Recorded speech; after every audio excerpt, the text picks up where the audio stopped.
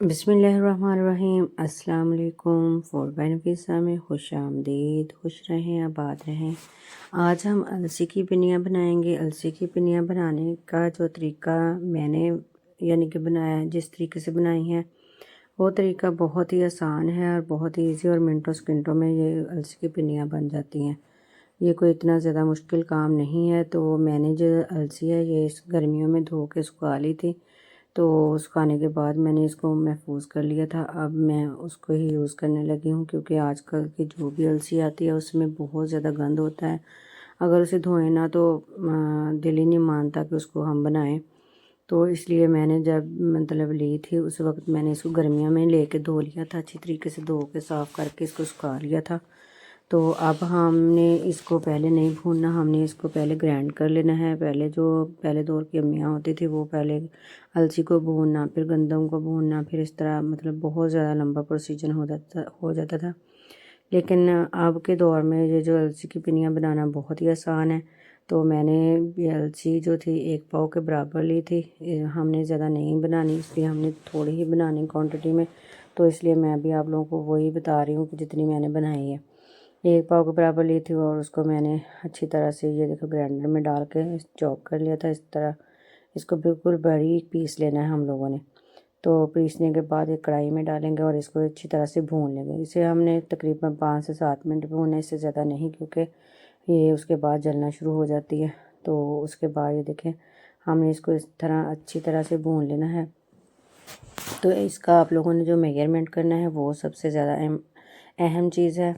तो उसके लिए मैं आप लोगों को बता देती हूँ कि हम लोगों ने अगर 1 पाव अलसी ली है तो आधा किलो हमने गंदम का आटा लेना है और आधा किलो ही हमने गुड़ लेना है और 1 पाव के बराबर देसी घी। अगर देसी घी आप लोगों को कम लगे तो आप और थोड़ा सा डाल सकते हैं, अदरवाइज़ 1 पाव देसी घी काफ़ी होता है। तो ये देखो गुड़ जो मैंने पानी के जो हमने लेना है वो हमने सिर्फ 25 ml के बराबर लेना है और उसको हमने गुड़ में डाल के तो गुड़ को हमने पकने के लिए रख देना है। इधर हमारी अलसी जो है वो भी अच्छे तरीके से भून रहे हैं हम।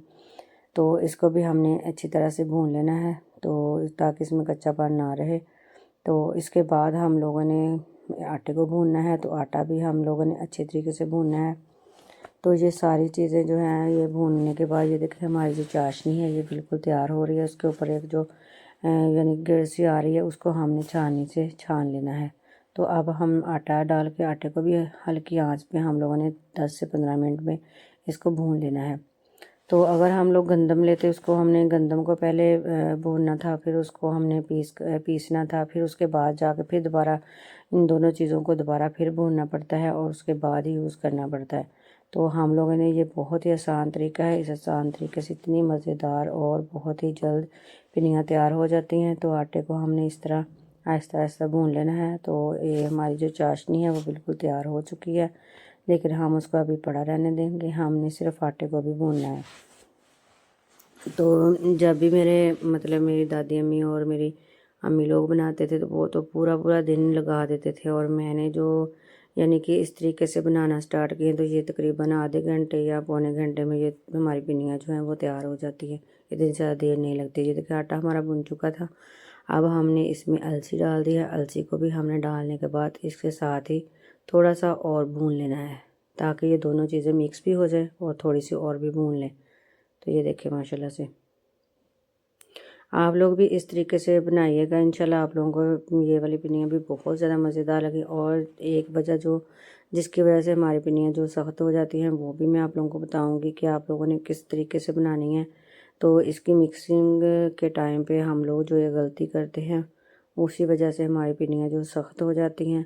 तो हम लोगों ने वो गलती नहीं करनी। ये देखिए मैंने देसी घी है इसको मेल्ट कर लिया है, ये बहुत जमा हुआ था। अब ये वाली जो गलती हम लोग करते हैं कि हम अलग से चाशनी को डालते हैं और घी अलग से डालते हैं, तो उस वजह से हमारी पिनियाँ जो है सख्त हो जाती हैं।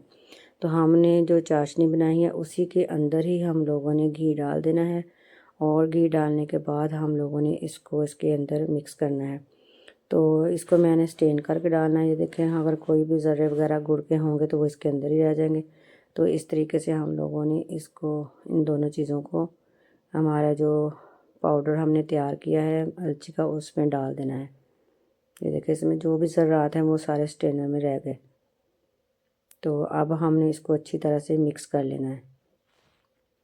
आप लोग चाहें तो इसमें और भी मेवा जार डाल सकते हैं, लेकिन मैंने इसमें सिर्फ मूंगफली डाली है, पीनट, क्योंकि हमारे बच्चों को बहुत ज़्यादा पसंद है। और ज़्यादातर जो मतलब पिन्नियों में डाली जाती है वो मूंगफली ही ज़्यादा डाली जाती है। अगर आप लोग इसमें गिरी सोगी जो भी डालना चाहे आप लोग डाल सकते हैं, लेकिन हमने सिर्फ और सिर्फ पीनट ही डाली है। तो ये देखें, इसको हमने इस तरह मिक्स कर लेना है। मुझे थोड़ा सा कम घी लग रहा था, तो इस स्टेज पे मैं ज़रा सा और घी डालूँगी इसमें, ताकि ये हमारी जो पिन्नियाँ हैं वो नरम नरम और बहुत ही खस्ता रहें। वैसे तो बिल्कुल ठीक है, लेकिन मैं थोड़ा सा इसमें घी डालूँगी ताकि हमारी जो पिन्नियाँ हैं वो नरम ही रहें। तो ये देखिए मैंने अब इसमें थोड़ा सा घी डाल दिया है। आप लोग चाहें तो यानी कि जो ऑयल होता है मस्टर्ड ऑयल, सरसों का तेल, आप लोग वो भी इस्तेमाल कर सकते हैं। तो अगर देसी घी डालें तो वो सबसे ज़्यादा बेस्ट है, उससे भी पिन्नियाँ जो हैं बहुत ज़्यादा मज़ेदार और खुशबूदार बनती हैं। तो ये देखिए हमारी पिन्नियों का मिक्सचर जो है वो बिल्कुल झटपट से तैयार हो गया है। इसको कोई ज़्यादा देर नहीं लगी, मैंने मतलब बहुत ज़्यादा टाइम नहीं लगा, तकरीबन मैंने आधे घंटे में ये पिन्नियाँ तैयार कर ली थी। तो अब हम थोड़ा सा नीम गरम को ही बनाना स्टार्ट करेंगे। अगर हम इसको ठंडा कर देंगे तो फिर ये पिन्नियाँ नहीं बनेंगी। तो इसलिए हमने इसके जो बॉल्स बनाने हैं वो हमने नीम गरम पर ही बना देने हैं।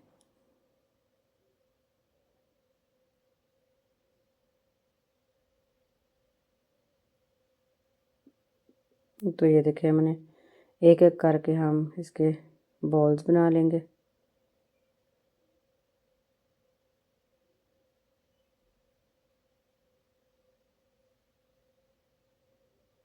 इस तरह 1 बाय 1 करके हम लोगों ने ये सारे बना लेने हैं। तो ये देखिए माशाल्लाह से, अगर आप लोगों को हमारी ये रेसिपी इतनी आसान तरीके से रेसिपी हमने बनाई है, अगर पसंद आए तो प्लीज़ लाइक ज़रूर कीजिएगा, शेयर भी कीजिएगा और हमारे चैनल को सब्सक्राइब ज़रूर कीजिएगा, ताकि इस तरह के आसान वीडियोस हम आप लोगों के लिए बनाते रहें और आप लोगों को बर वक्त पहुँचती रहें। तो ढेरों दुआएं आप लोगों के लिए, और आप लोग भी हमें अपनी दुआओं में याद रखिएगा। ओके जी, अल्लाह हाफिज़।